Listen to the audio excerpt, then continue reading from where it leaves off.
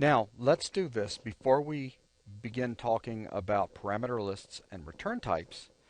Let's make sure that everybody sees and understands flow execution when you're looking at calls to multiple methods, meaning you've got a say hello.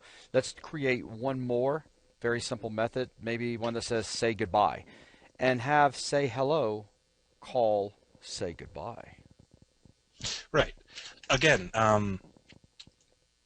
everything that can go in main can go in a method, and that includes invocations to other methods. So let's see an example of that.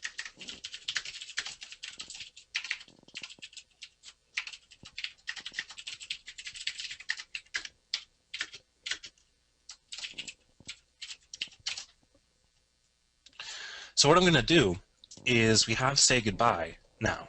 We've defined it. We've made it exist. We've made it exist because we told the C# compiler, I want a method called say goodbye, and this is what I want it to do. Let's add an invocation to say goodbye and to say hello and see what happens to our code.